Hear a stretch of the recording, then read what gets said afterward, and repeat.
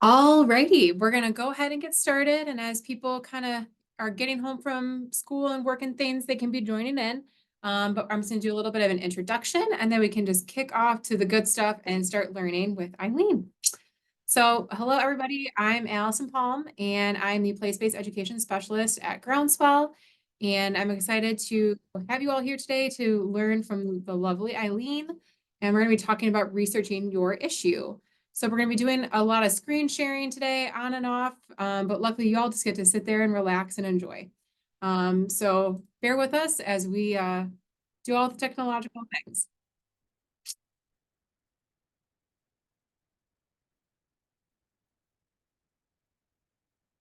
All right, so as I said, I'm a place-based education specialist. With us also in the Zoom call today is Mara Spears, who is our project specialist. And Vicki Wright can't be here today because of our good old snow day reschedule, but she's our assistant director and does a lot of work with Groundswell as well. We always love to do our land acknowledgement whenever we're doing any type of work with Groundswell and Grand Valley at large. So I'm just going to go ahead and read through that for us. We would like to recognize the people of the three fires, the Ojibwe, Ottawa, and Potawatomi peoples on whose land we are gathered on today. The three fires people are indigenous to this land, which means that this is their ancestral territory. Every university in this country was built on indigenous land. We conduct land acknowledgements as a reminder of the histories, teachings, traditions, and the first people who originated here and who tend to the land and earth always. We conduct these land acknowledgements to be good visitors, as these were always done before colonial contact. To continue to be good visitors, we have the responsibility to learn about the history of the settler colonialism and its impact on indigenous people. So going over our agenda for today, I want to give you all an idea of what we're going to be doing over the next 2 hours, and I have a really good feeling that the 2 hours are really going to fly by. So after this introduction, I'm going to hand over to Eileen, and she's going to walk us through a variety of tools, 5 to be specific, just for about 5 minutes each to give you kind of an understanding of what that tool is all about and ways that you can use that in your classroom. So after she does a brief little rundown of a couple of tools, we are going to do breakout rooms, and each breakout room is going to have a different focus. So you as the attendee get to choose if you want to learn about climate change or more about native species and really dig into those different tools that Eileen had just walked us through. So that way in smaller groups, we can learn about it together and maybe pose some hypothetical questions or talk more about how those could be used in our own classrooms. After the breakout room, we'll have another little break, just to kind of give us some buffer time and re-enter that main Zoom room with everybody. At that time, we're going to do a share out and a bit of discussion. So we'll kind of do a round robin where each group will have the opportunity to share with the rest of the attendees what their tool was, how they liked it, what did they not like, any questions you might have about the tool for Eileen. After that, we're going to hand the reins to Eileen once again, and she's going to present on some environmental justice mapping tools. And we're going to really get into those and explore those as a team and as a big group. And finally, we'll do some discussions and questions. We'll get some feedback from you all. We'll share the sketch link, of course, and just make sure we have some wrap up time so we can type any loose ends. So that's a little bit of what to expect for today. And at this point, I'm going to hand it over to Mara, and she's going to talk a little bit more about what research your issue is. Hi, everyone. Thanks for being here today. We see a lot of new faces, new names, which is exciting. Thank you for joining us, and welcome to Groundswell. If this is your first professional learning opportunity with us, we welcome you, and thanks for joining us.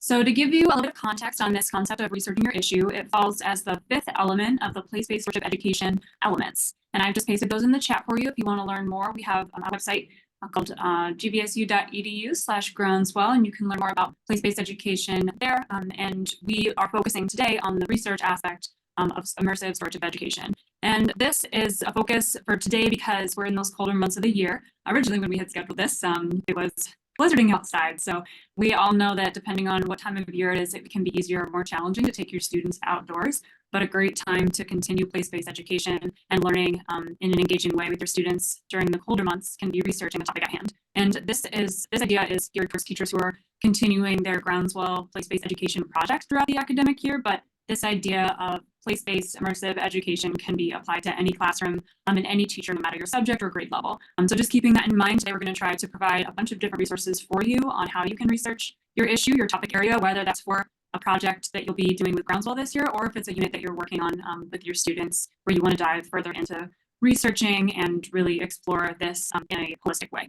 So first I want to discuss the validity and the importance of finding valid resources. We're in that stage where unfortunately we can't always know if the source that we're getting from is 100% accurate. So just keeping in mind as an educator and anyone who provides information for students, it's our responsibility to make sure that what we're giving them is as accurate as we can make it or as valid as we are able to find. So making sure that the conversation with your students, especially if they might be a little bit older, can understand that copywriting and understand that it's important, but the learning from them is about resources. So I won't go too far into that today, but we did pull up a couple different resources for you to explore that with your students more. It's a great article, our page from the University of Michigan on how to evaluate your sources with your students. And also another awesome resource from Michigan State University on how to find accurate information on the internet. That is, of course, our first basic now, student levels looking for university first.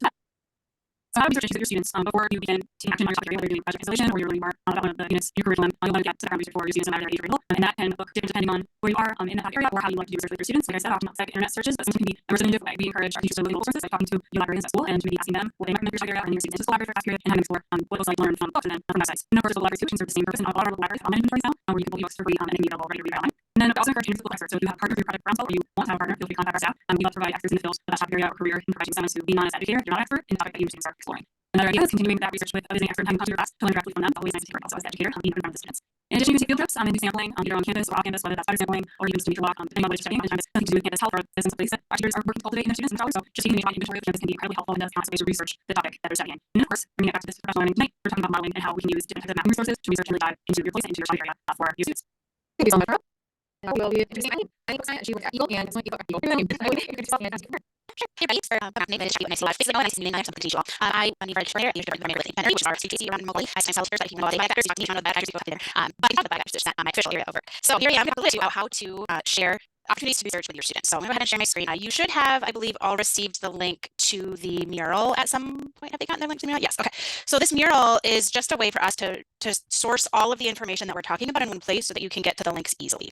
And what I'm going to start with today is to walk you through 5 specific resources. You can see there's a lot more on here that we could talk about. But one thing that I've found over the years that I've worked with teachers, and I've worked with teachers for probably 15 or so years as a community partner, as a subject matter expert, not as the person who is day-to-day in the classroom. You all are amazing for doing that work. But what I found is when I share these local resources for understanding data, that a lot of times, you don't always have time to dig and spend a lot of time figuring out how to use all these resources. So even though they're really good, you might just feel overwhelmed by it. And so what I want to do is give you a quick overview of what do they look like where are the buttons that you're going to want to push, what are some of the questions you're going to maybe want to ask, and then when we go out into breakout rooms, you'll have an opportunity based on your interest to really dive deep and look into one particular set of applications in more detail. And if you ever have questions on any of these, please feel free to reach out to me. Most of these are not things that I have built. They're just things that I have found myself using over the course of time, frequently with teachers and students, and I think they're really helpful for researching your issue. So we're going to talk about 5 minutes, take about 5 minutes for each resource. And the first one, are you all seeing the mural being shared properly? Okay. So we're going to talk about one resource from each of these different sort of topic areas to begin with. And when you're researching your issue, a lot of times the place that you begin is understanding your natural environment. And so your natural environment and your human environment are both part of these place-based stewardship projects, but understanding what is your place like is where that begins. And so I'm going to show you one of these very basic tools that helps you understand what is the natural vegetation like in your area and what are the natural soils like in your area, because these are just the base for what everything else grows out of. So what are our soils and our land like? So the first one we're going to go to is this right here, the Michigan vegetation circa 1800. So this is the result of, and I'll go ahead, I have them all preloaded here, but this is the result of a survey that was done in 1800 of all of the vegetation in Michigan. And they said, this is the type of forest that was here. This is the type of land. This is the type of plants that were here. And this is pre a lot of our major logging of the state. So we get a sense for what the original ecosystems look like.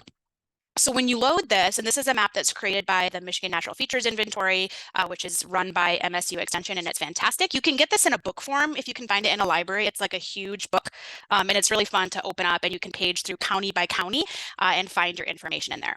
But what you would do in here is if you wanted to just zoom in, you could just zoom in on a certain site. So I live kind of down in this area. You can also type your address in down here if you wanted to in the search bar, and it'll just zoom into a site where you're at. And you'll see all these different colors when you zoom in. And you'll see there's a lot of, I will also tell you with this map, there's a lot of data. And so it is a little slow, it takes a second to load. So don't get stressed out if it takes a second to load when you zoom in. It kind of has to get clear again, and you have all these different colors, and you can click on the color. So what's this pink color? This salmon pink color was an oak hickory forest in 1800. Now, this viewer does not have embedded all the information about what is an oak hickory forest, but you can go to the Michigan Natural Features Inventory website, and they have a description of all of these ecosystems and tells you exactly what kinds of plants, animals, soils, climate, all that kind of information. And it's super helpful. They actually make a field guide called, I think it's called A Field Guide to the Natural Communities of Michigan. Super cool. It's one of my favorite field guides, although I say that about all my field guides, so it's really hard to say. But you'll need to cross-reference this a little bit. This is just to find the name. So we had oak hickory forest. Down here, this sort of mauve color was beech sugar maple. This orange color, white pine mixed hardwood forest. So this is just a very basic, especially if you're doing a project that relates to native planting, for example. It's really helpful to know what is native to that area, because native plants are not just native to the state or the region, they're also native to these microclimates within. So it's really helpful. You'll notice there's a little slider tool on here. All this does is it slides that layer off so that you can see current land use.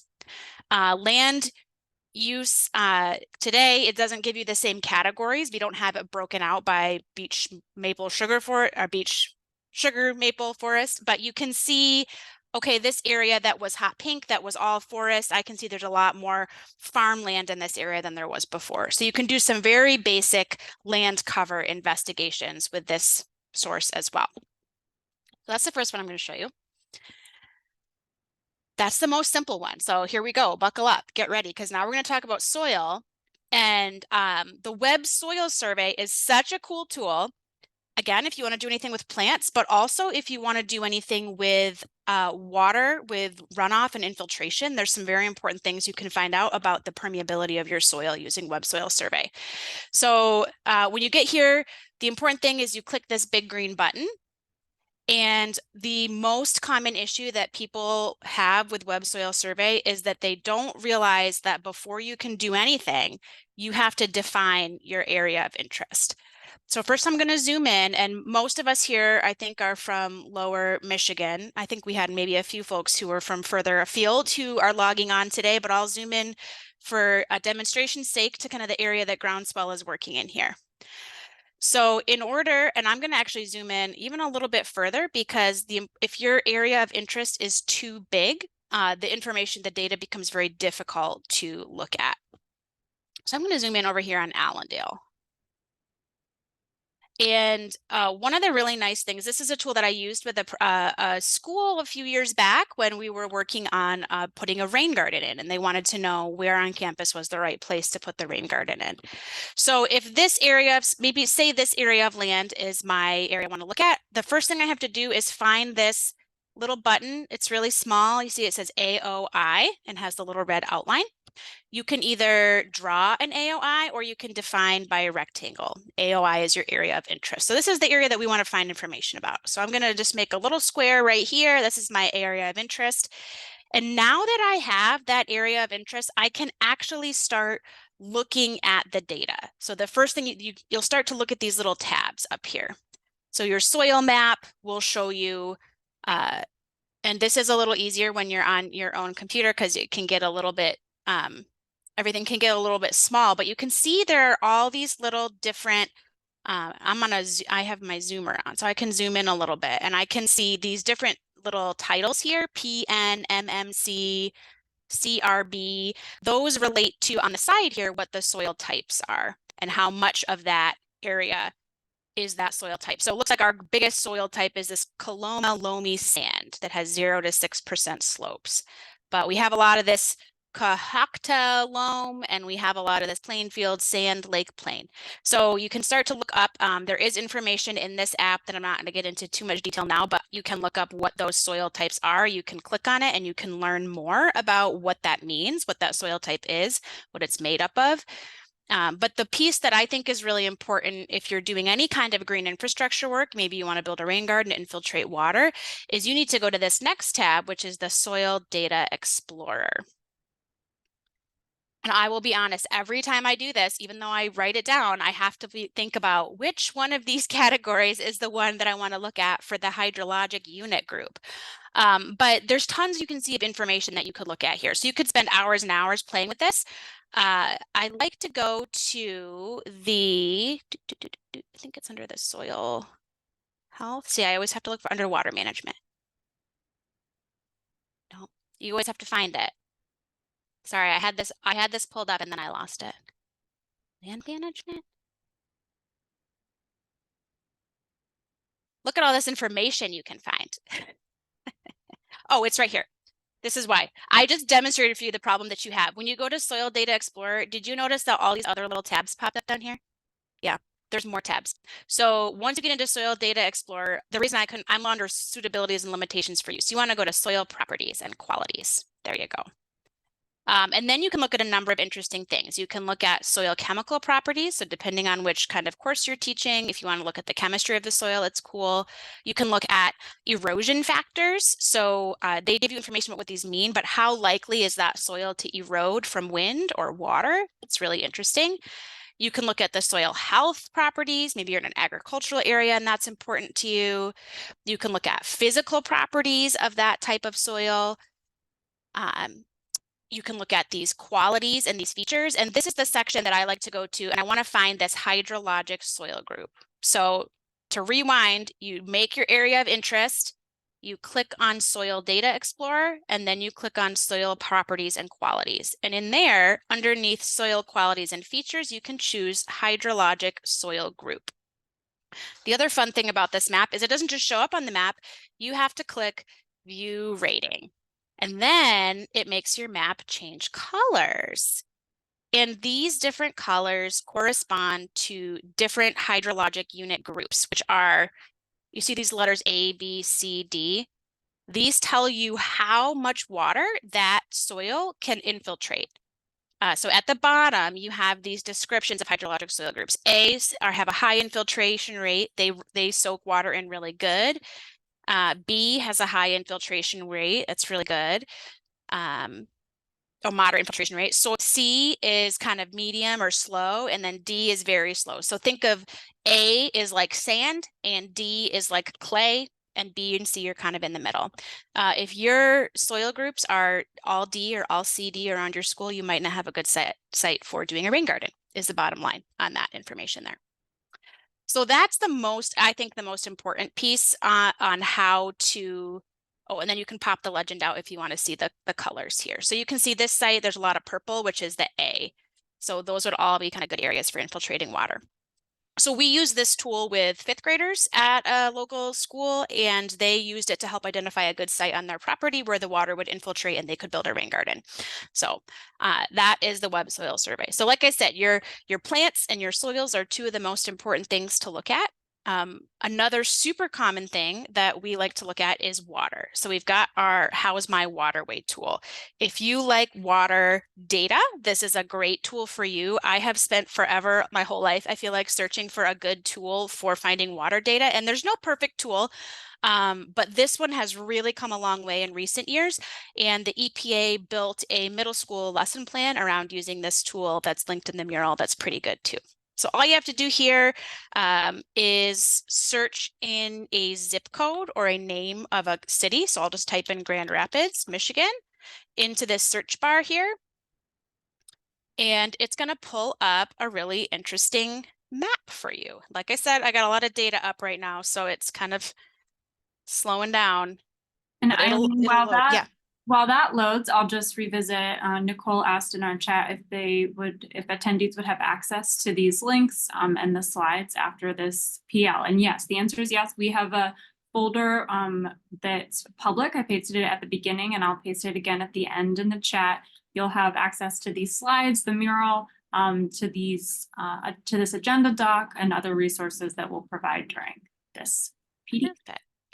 Good. Yes. And like I said, feel free to ask questions if you have issues with that. So when you type in your address, you'll see a couple of interesting things. One of them is, what are all these colors and lines, right? So if you've been doing water stuff, you might recognize some of these as watershed boundaries. So these dotted lines here, this is a watershed boundary. It's a pretty small watershed. One of the things that you might see on here is this HUC or HUC, we call it a HUC code. Think of that as like the watershed's address. Like that's a number that's unique to this little watershed. And that's how we know which watershed we're talking about when we're talking about monitoring data or projects or anything like that. And these watersheds can be nested inside each other. So you'll see this little HUC right here, 04, 05, 0006, 05, 03.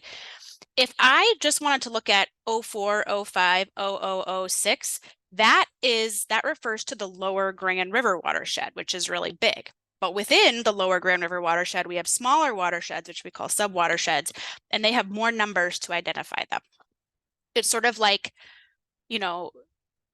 15 Cedar Street apartment A, right? Instead of just the one building. So it's kind of how you can think about it there. So that's your address. So that's what's going on here. And this watershed is all the area of land that drains into these water bodies that are in the map here. This is a particularly impaired water body, which means it has concerns that it is not meeting its designated use. And we can get, that's a whole nother webinar, but all of the water bodies in the state have what we call a designated use, whether it's just for wildlife or whether it's for recreation or fishing. Many of them have multiple designated uses. So if it shows up as red, it means that it is impaired. It's not meeting the criteria for one or more of those designated uses. And one of the cool things you can see on here is you can click on it and it can tell you what the impairment is for. So this little section that I clicked on is impaired for aquatic life, fish consumption, and swimming and boating, and you can get more information on there. You can look up things like water monitoring locations. This will give you state and federal monitoring locations, and you can actually pull that data out of a database to look at it. It is overwhelming. I recommend using high school level data pool because it's just a lot of data. You can also look at permitted dischargers. So these are industries or organizations of some kind that have a permit from the state to be allowed to discharge water from their facility into a local water body. And those permits come with a lot of regulations on what can be put into the water. And they have to water facilities, but they could be other just industries as well. The Find My Waterway, and you can spend hours on any of these tools. So sorry, I'm going kind of fast. But is this little arrow, there's no explanation of this arrow anywhere on this map. So I wanted to show it to you because you see when I hover over it, the little pop-up says in very tiny letters, view upstream watershed. So if you want to see where is water coming from to come to this area and you click this little arrow, it's pretty cool. It finds you your whole upstream watershed. So what that shows you, that whole blue area, that's the whole Grand River watershed, which is one of the largest watersheds in the state, by the way, fun fact. So that's a huge watershed, and you can see water's coming from all the way down in Jackson, flowing to that particular site. So that's our How's My Waterway tool. Hold on, I gotta do a time check, make sure I'm not going too far over. I got a little bit of time still. Perfect. Okay. Yeah, we got 5 more minutes. Perfect. Okay. And those were the biggest, the trickiest ones to get through as far as buttons and things to push. So I got 2 more things I'm going to show you, and you're going to get a chance, just remember the things that I'm showing you are things you're going to have a chance to dive deeper into in the breakout room. So think about which one you're interested in and which one you want to do more with.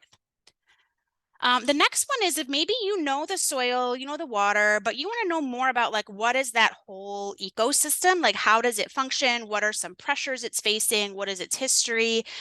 There is a map that was developed by the U.S. Forest Service called the Regional Landscape Ecosystems. It comes from a report that has Michigan, Minnesota, and Wisconsin in it. And it's been digitized to this map that you can click on to find your region. And there's a Lower Peninsula. I have the Lower Peninsula map up, but there is an Upper Peninsula map too. So if I want to look at the regional landscape ecosystem, so this is, not necessarily to the level of beech maple forest or oak hickory forest. This is like, what is just generally this huge area, like what makes this one region? You can click on that on the map and it brings you to some really great research opportunities for students because it shows you how big is this area. It shows you what is the climate generally like in this area. What's the growing season? How much snow does it get? What are some of the major landforms that are in this region? What do those look like? What are the big rivers or lakes and streams that are there? And then it gives you some of that information that we actually looked at previously. If you don't want to go in depth and deal with web soil survey or with that vegetation map, you can get the big picture from here. What are the overall soil types? What is the overall pre-settlement vegetation? So it says some examples of different types of communities you might see there. But one of the things I love most about this particular tool is that it also includes some of these human impacts. So you can look at not just what are some natural disturbances, but what are some conservation concerns that are unique to this ecosystem? Who are the people who are working on this area? So if you're looking for a community partner, for example, really helpful to have that. Maybe you want to explore and you want to know where are areas that I can go, a natural area, I can go hike or I could go study. It has the natural areas listed, not all of them, but it has some prominent ones. And then it has plants, animals, plant communities, really important features of that. So this is a really cool one-stop shop resource to research your local ecosystem. And you can just go back and then you can click, I'm going to go look up north. How is it different up here? And it gives you all that information. You're going to hear at the end about the next professional learning opportunities. One of them is a workshop for the Meeks ecosystem and biodiversity lessons, which provide a lesson plan written around this resource. So if you want more information about how to use it in the classroom, we've got a lesson write-up for you and suggestions for using it with students. Okay, the last one, 2 minutes, that I will share with you in this big quick overview is around climate change. And so we recently launched a brand new climate change curriculum series of lessons out of EGLE Classroom. It's called the Meeks Climate Change Curriculum. And it has some really cool data pieces that support it in a way that we haven't done with other Meeks lessons, but that we're planning to do with more in the future. So one of the tools I'm going to show you is this climate mapping for resilience and adaptation. This is a federal tool that we've built some supports around for you to use. The other one I'm just going to quickly mention because it's a little bit more approachable and maybe younger audiences might like it, is our climate versus weather dashboard. So I can pick a city. We'll just do Grand Rapids again because that's where we are. The Grand Rapids weather station is actually in East Grand Rapids. So FYI, if you're searching for Grand Rapids and you only find East Grand Rapids, it's because that's where the weather station is. So this will give you your average precipitation and your average temperature for that city over a 30-year period, which is what we call a climate normal. On your right side here, you can use this to build what's called a climograph, and we have some lessons around how to do that. And you can also click on your city. If you click on your city, that gives you what the weather is today. So it's January. The average temperature in January in Grand Rapids is 23.8 degrees Fahrenheit, and today the temperature is 34 degrees. So you can do some comparisons between those long-term averages and your conditions today. And then all these little red squares on here are buoy data. So we have some pulled in from buoys. We compare data on the water to data on land. So that's your simple, very basic version. There's some other cool resources on this page that I'll get you a link to that you can go through as well. Some of them are story maps, some of them are other types of data viewers. One of them is this support for the US climate mapping for resilience and adaptation tool. So if you're thinking about, I really want to get my students involved in climate action. What do we do? How are we impacted? How we make a difference? You can use this story map to help you learn how to use the tool. So I'm actually not going to open the full tool right now. This is where you would start. You would type in an address. It's super easy. It gets you going. I'm going to show you this map, which has an example, because it'll be a little bit faster. So what you'll do is the example that we gave you was an example of what might it look like in the future in Detroit. How might flooding look? So you would type your location into the search bar. And then this is going to pull up a dashboard that looks kind of like this. And it looks a little overwhelming, but there's a lot of really good data there. So you can look at flooding, you can look at different time periods, you can look at total precipitation, and you can look into this table in more detail. The annual days that have exceeded the 99th percentile precipitation have increased by 5.6 days. No, our 5.6 days, they've increased by 1.4 days since the last climate normal period. So we can look at some information here. There's two scenarios. This isn't actually what it actually is now. This is the scenario of what would it look like in 2035 under a low emission scenario and a high emission scenario. So you can look at different things that would be affected. I like using the map view because you can see different intensity of impact in different areas, and you can see how different places compare with each other, or how the same place compares under different emission scenarios. So under low emissions, this county is going to see 5.6 days. Under high emissions, it's going to see 5.9 days with these really big rain events is basically what that means. And then you can compare with another county, Muskegon County, in the same scenario, it's going to see 6.1 days that exceed the 99th percentile. So you can see, you can do some comparisons between different places in the state. You can also do comparisons between the same place under different emission scenarios. So I'm going to kind of scroll ahead in the interest of time and show you my favorite part of this tool, because the data can be overwhelming, is there's a feature where you can create a report. And so I always like to click on, if we can zoom in, there's this little thing that says get complete report.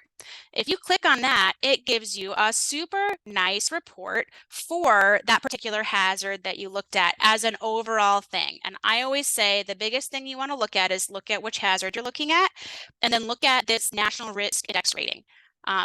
Again, this is maybe for a little bit more advanced students, maybe they're older middle school or they're high school students who are really interested, and if you want to dive into the data and understand how they got this rating, it's very interesting.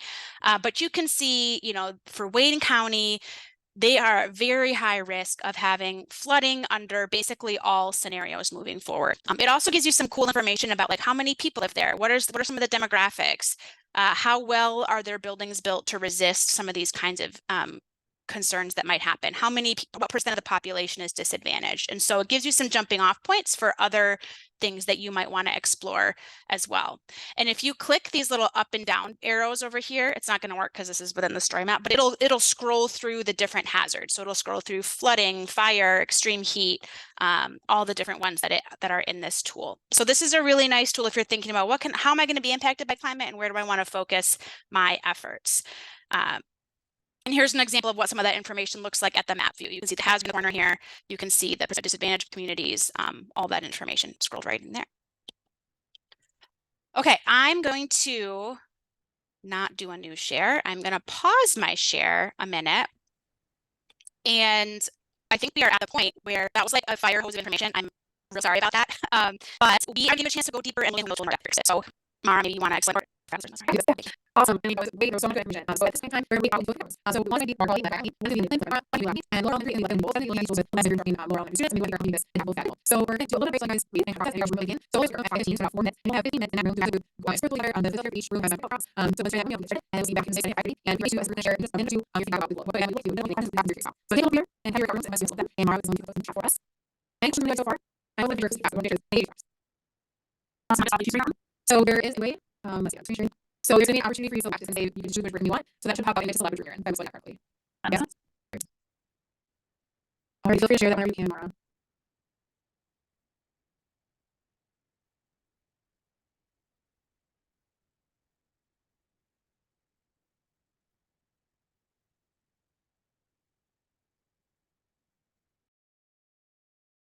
So you should see something just pop up now that says room 1, 2, 3, and 4. And I will say again, room number 1 is water quality, room number 2 is native plants, room 3 is climate change, and room 4 is lower elementary.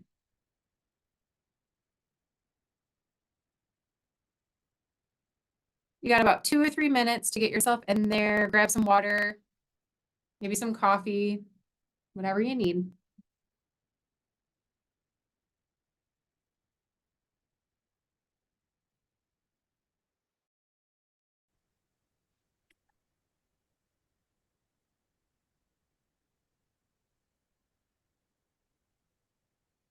All right. So at this point, we were gonna be wrapping up a little bit of a break, and just to give you guys some more time in the breakout rooms, we're gonna go ahead and skip the break. But if you need to personally take a break or turn off your camera, get water, use the restroom, please by all means do that. And we just won't take a group time altogether to do that. So now, as promised, we're gonna do a little bit of a group discussion and a share out. So I will just call on each breakout room to just tell us about your tool and what you all talked about as a group. So why don't we start with room number 1, which was water quality? Anyone from that room want to share with us? Yeah, I could pop in just real quick, and any other person who wants to pop in as I talk, feel free. We were definitely looking at a wonderful mapping tool to be able to help us locate some watersheds throughout the country, being able to look at various regions and being able to dive in to look at various information, everything from the quality of the physical parameters to looking at the biological connections and so forth. And then also being exposed to a really amazing watershed runoff simulation tool. But a biggest takeaway, I think, visuals is something I really gravitate to, and the strong amount of visuals here really help making it easy to be able to navigate and share information. Wonderful. Anybody else from the water quality group want to share what you all talked about, something you're curious about, something that you really hated about the tool, anything like that?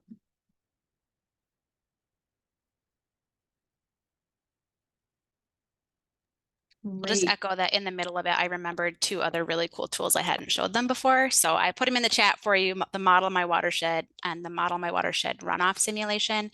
The big modeling tool is appropriate mostly for high school. It's pretty complicated, but the runoff simulation is really simple and really cool. Great. Okay. Any other final thoughts for water quality? And then we can kind of circle back. Great. So breakout room number 2 was native plants with Mara. Who would like to tell us about that tool and what you guys enjoyed about it or didn't like?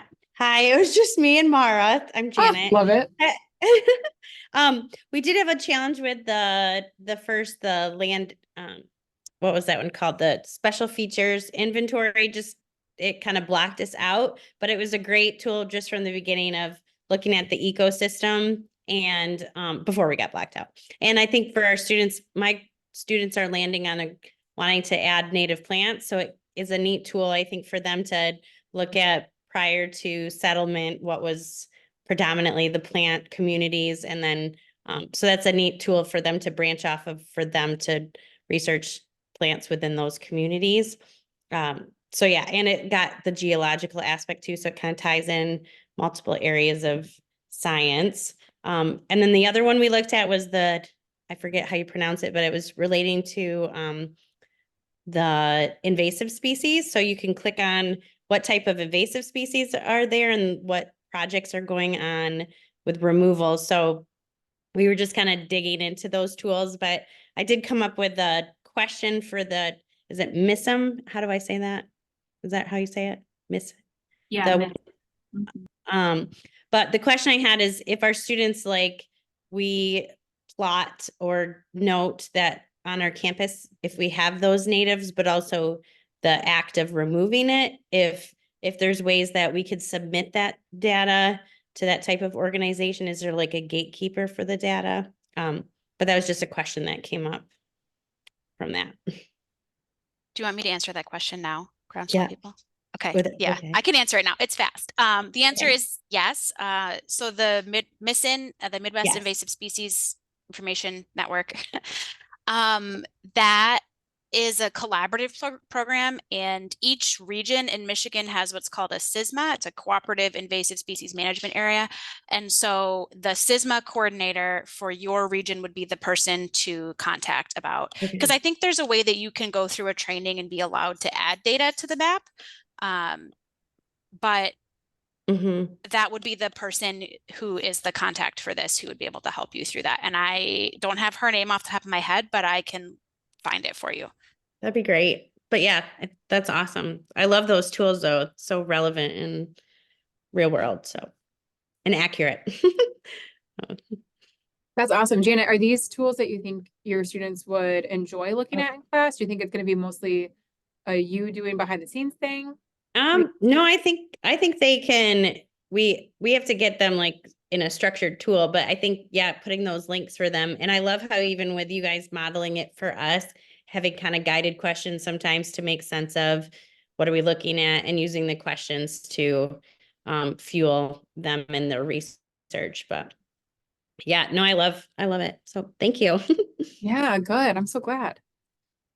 Let's see. Next, we have climate change, which was my room, and I was with Aaron and Patty. So I will go ahead and kick off our little recap. So we were looking at the climate mapping for resilience and adaptation. So we just kind of walked through it together, but also a little bit separately. Just kind of exploring the tool, and there's so much information. I think was a big takeaway of Patty and mine. It's so much good information, and a lot is relevant to what Patty is working on this year in Groundswell, and just things that I'm interested in as well. So we did have a question a bit for Eileen of when you're using one of these tools that it is so data rich, sometimes it can feel overwhelming, and like, where do I even start with my students? And like, if I'm overwhelmed, I wonder if they're going to be overwhelmed by it. So any tips for maybe this tool, or just in general when we're using an online resource, if we're like, this is so many numbers, how do I start? Yeah, that was a big reason that we developed that sort of instructional story map, which is what I actually shared with you, as opposed to the tool directly, because I found that so frequently. I mean, it took me a long time to figure out how to use it, and I had like several hours to play around. So I would recommend, walking through an example with the students, and you can use that story map that we gave you. We use Detroit, we use flooding. I mean, we use flooding because it's a common one that people look at, and have you and your students have the way that we wrote the text in the story map actually was like, open up the application alongside this. And as we show you what to do, then you click on the buttons so that you learn how to find where everything is. So just navigation wise, I would recommend recreating that example we gave, like exactly, just so that you can practice finding things, because once you've gone through it once, it's a little bit easier to comprehend where things are, if you have a specific thing in mind that you're looking for. And that's the other thing I would recommend is, before diving too deep into the data heavy piece, maybe go straight to that little button that says get complete report. Do that first, because I find that report so much more approachable than the data tables, especially for a student, because it has your little risk rating bar, right? Like there's like one thing you could have students just go through and say, what is your risk level for flooding, for heat, for what were the other ones? Sea level Drought. rise, drought, thank you. So you go through and just say, for each of these 5 threats, what was your risk level, and just start with that. And that's just a really good way to sort of get comfortable. And I have found that as people get more comfortable, they are a little bit more like, oh, I can branch out. I can look at this a little bit in more detail. Awesome. Thank you, Eileen. That's really helpful. Patty or Aaron, do you want to share anything, ask questions?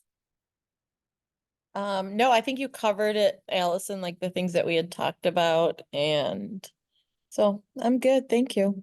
Yeah, I will say one of my favorite elements about this tool, that Patty and I both really liked, is how you can look at the population of an area, how much of that population is below the poverty line, coming from underserved communities, and how that can really affect how climate change affects you. What kind of resources do you have to help make life more livable if you're in a place that is at risk for flooding or is at risk for extreme heat? So just looking at the human aspect of climate change was something I was really interested in.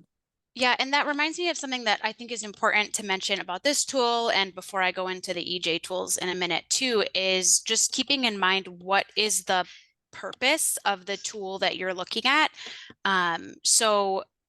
And like that, where did that data come from? So that climate mapping for resilience and adaptation was built to help local communities, see their vulnerability to climate change and figure out, where they need to invest time and money.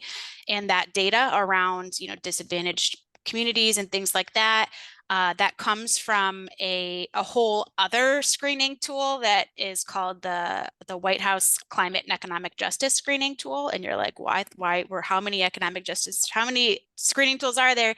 The purpose of that tool really is specifically to help the federal government meet the Justice 40 requirements, to make sure that at least 40% of this funding is going towards disadvantaged communities. And so that is the purpose that the tool was built for. And sometimes keeping that in mind is helpful. If you're like, why is it made up like this? Or why did they do that? It's because it was made for a really specific purpose.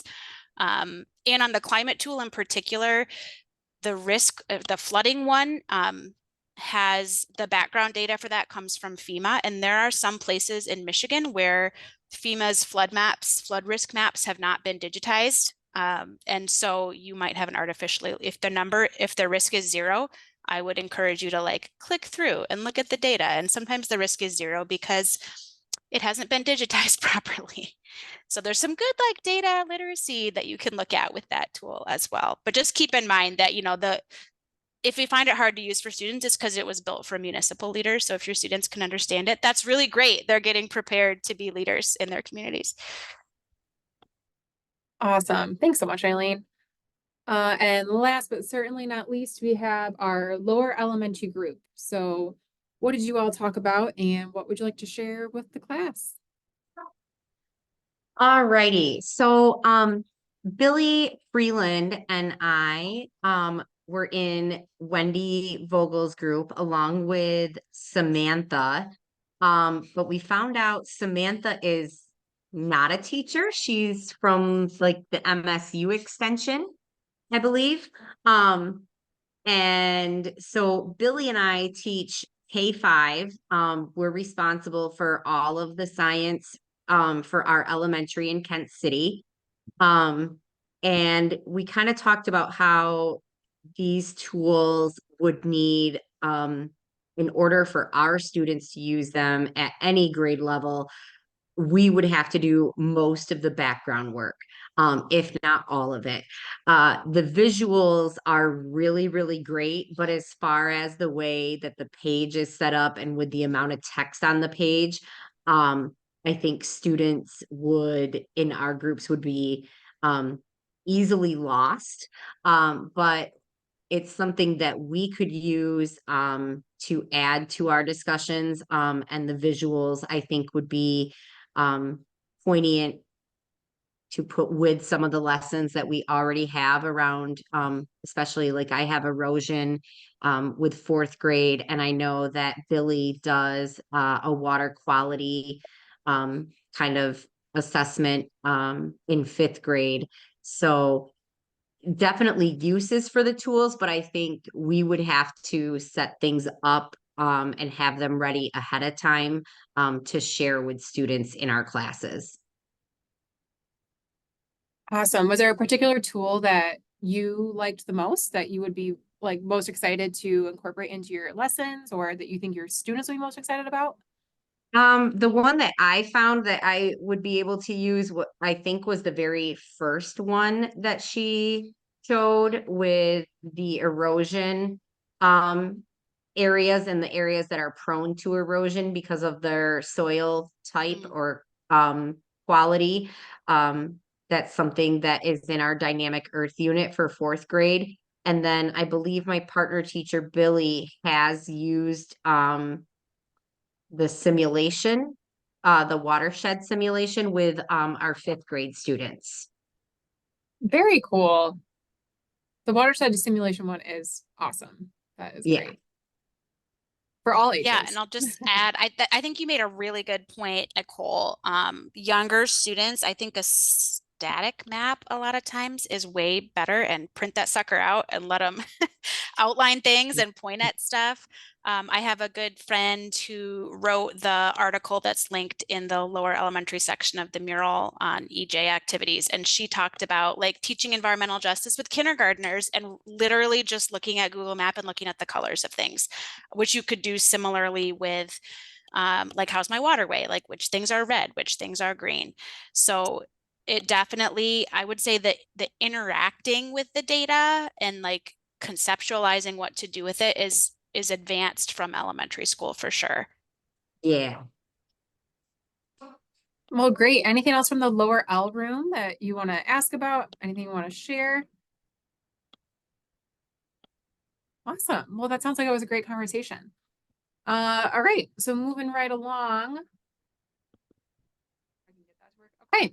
So at this time, I'm going to stop sharing my screen and start letting Eileen share again.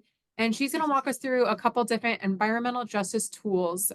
So we'll have a little bit more time with these. We're going to be doing this till 6:10. So it won't be as speed dating as the other portion was when she was walking through. So please, if you have questions, throw them in the chat and we're going to be monitoring that. So I'm excited to learn about these. And Eileen, there you go. Yeah. And So Eileen, as go you ahead. pull this up, should we follow along? Would that be a good thing for us to do as users? I think you can try to play along with the tools. You're not going to be doing the exact same thing as me maybe, but yeah, if you want to pull them up and try some things yourselves, you're welcome to. What I think I'm going to do, again, just drawing your attention to the mural, lots of things on the mural that we didn't talk about. One of which, native plant wise, is this like list of native plants and trees for West Michigan, or a really cool story map that our Water Resource Division put out about how they monitor lakes and streams for macroinvertebrates. So there's some cool stuff to explore on your own. I'm going to show you two different environmental justice screening tools, and you all like set me up beautifully to talk about this with your comments on, looking at the human side of things and looking at how that's intertwined with different environmental concerns. So I'm going to show you both EPA's environmental justice screening tool and Michigan's environmental justice screening tool. And if you want to go like not way more, but a little bit more in depth on this, my organization, EGLE Classroom, is hosting a webinar on environmental justice screening tool on the Michigan EJ screening tool later next week. So I'll drop that in the chat when I get a second, if you're interested in learning more about how to use our tool in the classroom. And I'll just mention that, the screening tool, as our like project manager person told me when we were setting up the meeting or the event, she was like, Eileen, it's a screening tool. Like it doesn't have all of the data in it.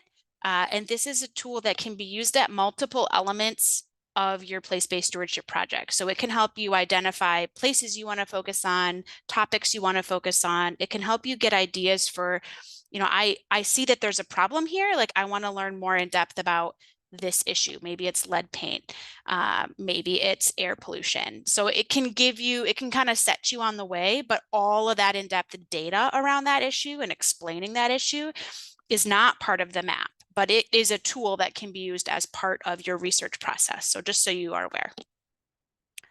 So, okay, I'm sharing right now the EPA. I'm going to show the EPA tool first because I think it's a little bit simpler to use. And then I'm going to show the Michigan tool because you might want to have Michigan specific questions answered. So when you go epa.gov/EJ screen, there's a little thing right here that says launch the tool. You can type in a zip code there, or you can just zoom in straight on the map. So I'm zoomed in to Southeast Grand Rapids, and I did this on purpose because there's a lot of stuff to see environmental justice wise in Southeast Grand Rapids. So you'll see a map that looks like this. And this one I really like because it doesn't have all the little like check boxes and like GIS icons and things at the top, which are cool, but also a little confusing. So it's a little bit more like clean and sleek than some of the other interactive pieces we've looked at today, including the Michigan EJ screen that we'll look at in a minute. But you'll see on the left side, there's a number of different things you can look at. And I want you to think about what these mean. So the main one, and this is what our map looks at too, is this environmental justice index. And so when you open this looks at it combines environmental data on a particular topic with a demographic index. And you can go and look, there's information on here. I think it's under this. I'm gonna have to find it in here. You can learn more about these indices. Oh, like right here, and like where the data comes from. So this is a little different than what you'll see when you look at the Michigan map. And I'll show you, when you look at the Michigan map, you just see one set of colors up already with the My EJ screen. This is a different kind of index. This is a cumulative score that they made in the Michigan EJ screen map. The EPA EJ screen map doesn't do a cumulative score of all of these topics. It always breaks them out by pollutant. So just be aware of that. The other really important thing to know about the difference between these two screening tools is that the EPA EJ screening tool is comparing this site to the average of the entire US. So you can see right here, there's this little button that says compare to US. You can change that to compare to state and see if that changes how the view looks. So you can see when we're on particulate matter 2.5, when we're on compare to state, look at this little orange area and then watch. I'm going to turn it off and then I'm going to hit compare to US, and you can see it's slightly different. So make sure you're aware of that. So you understand, am I comparing this location to other locations in Michigan, or am I comparing this location to other locations in the entire United States? So that's really important to be aware of. If you're in the Michigan, the My EJ screen, you're always comparing against Michigan. Everything is against Michigan data. EPA, the default is to compare against the US.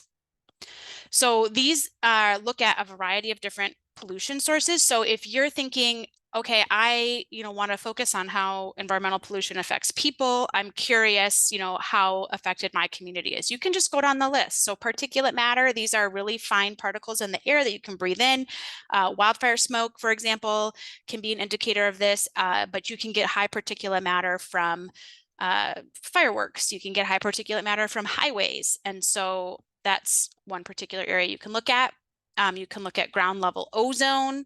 There's some specific parts of the state where this is a big concern.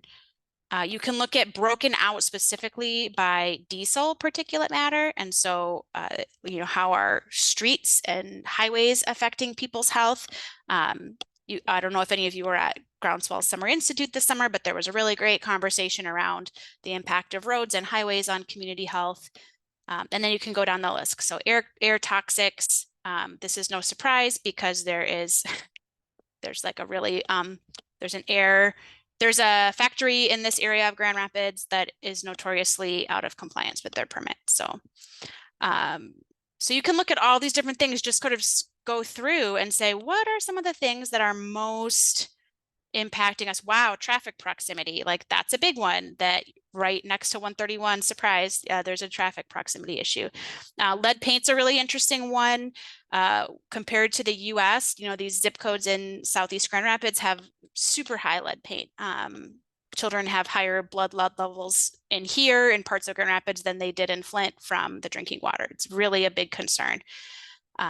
And so you can look at, are we close to Superfund sites? Students can learn about what is a Superfund site, which are our super toxic dump sites that have to be cleaned up.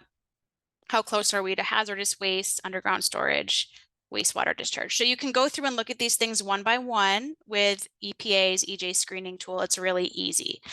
I recommend kind of sticking in this environmental justice indexes line.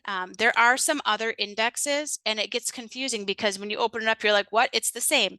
Like the pollution, so that's the main thing. This is the broader one. You can look at pollution sources. So I usually like to take off one before I turn another one. Pollution sources. So again, you're like, what? This is the same thing, but what this does is it shows not necessarily what's the impact, but it shows how this one, it's not confused. There are some information about health disparities that might be helpful later on. The asthma map with, for example, like the particulate matter map, and you could try to layer and see how those two overlap. So there's different ways you can do that. Again, it gets kind of complicated, especially with the is it rectum clearance, wildfire risk, and sea level rise hence cannot apply super well. Or if we're in southern Michigan, if you're in an area where those are bigger risks, then those are helpful. I do like the 100-year floodplain. This shows where the water's going to go if we get a 100-year flood, which is a flood that you have a chance. There's a 1 in 100 chance that your massive floodplain, and that might be where some of that flooding comes from. So this is what we look at making data here with service gaps. So you can see housing burden, food deserts, broadband gaps, so some interesting information there. So like I said, I like this map because it's really easy. The other cool thing that you can do is you hit this places button. This is that little thing here, and you can recommend you've got schools where parks, a little bit, or where are these regulated facilities compared to the schools. So you can see this little dot show up, like this is a water discharge. Interesting. It's a little more advanced, like I said, before, uses to clear all these extra things off, just have your schools, and then go back and you can keep schools on the map and at different environmental justice indexes located into a tool. Again, remembering this is it still has the words down. The draft are supposed to come out in like several weeks, so there's been a lot of updates made to this. This is a tool built for Michigan. It compares Michigan against Michigan, and it has a lot of data on Michigan-specific problems. So again, the easiest thing to do is on this layer list, open this the default list. These are all of the components that go into that overall score. So on the EGLE, where they separate all of those scores out by pollution source, the Michigan one here, you can look at them broken out by pollution source, but the map defaults to this overall is a temp all the data that's in the EPA one is here too, and then all kind of really serious math that you can actually see the math for if you want to. We have lots of good information on it. Where they weight all of those things. So you can look at overall scores and you can zoom in, over here on West Michigan, and you can see there are simple different. I think high scores might be found there. So there's that, and then if you want to look at their specific to your school, is we have this option for what's called context layers. They're up here in the corner of the second button. And you can also add schools. Under here, geographic feature layers, there's a little button to check, and it will add all schools to the map. So again, you can look at where all the schools are, what schools fall in what layers. And one of the ways, for example, that you might want to look at, you might wonder, okay, there's all these schools that are in this like really dark red area. Why is that area dark red? Or how did that area get so dark red? And some of these contexts and region and how they design who's where, who they live in. So these maps are available for areas in the state. You could look at maybe you only see you want to see PFAS sites. Like it's PFAS. Why? Oh yeah, a lot of those PFAS sites are in kind of dark red. Not often there.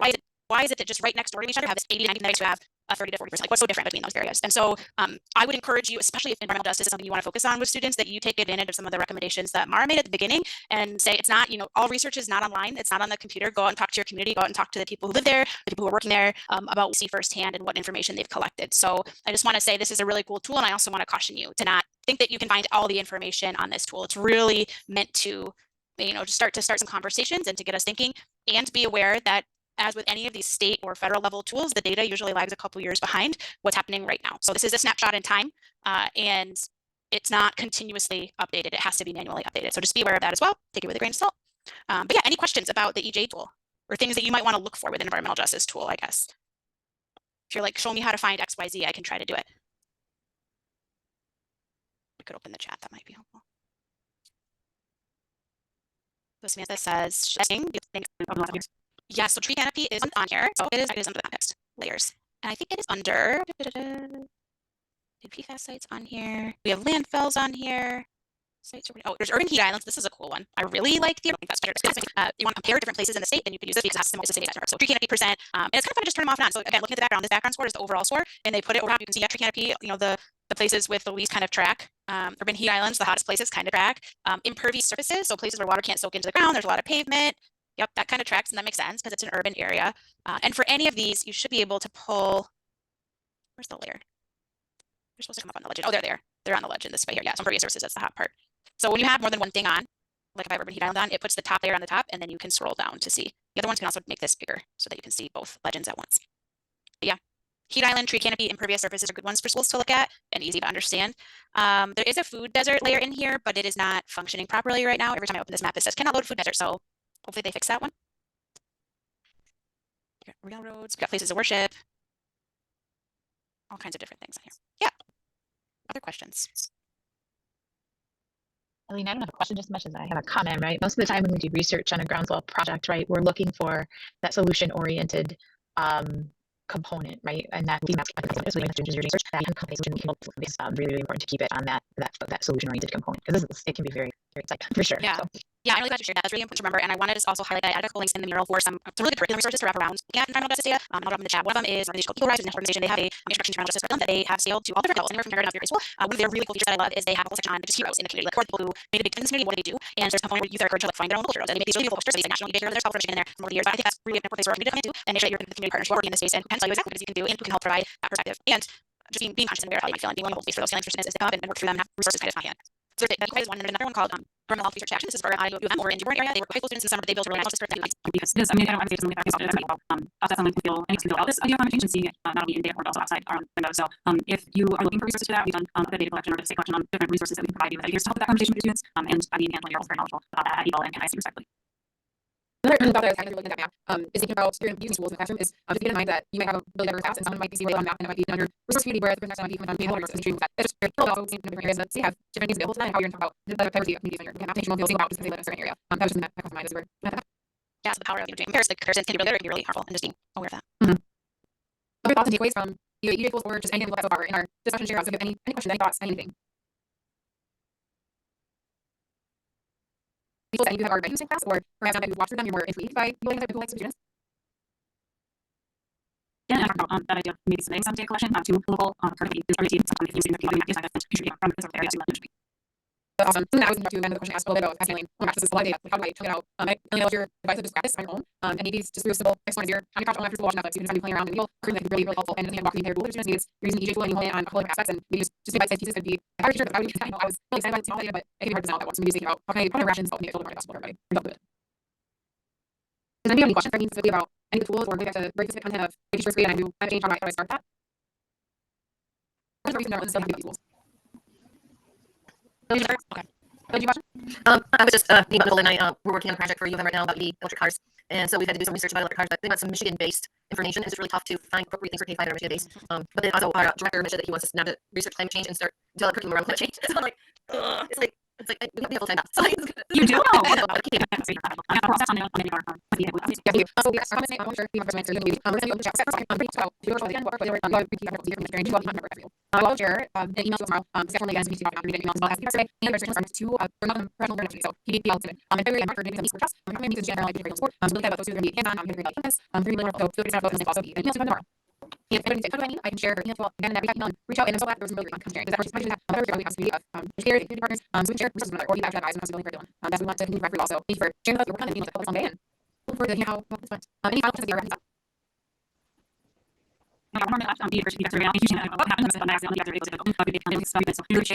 Fabulous.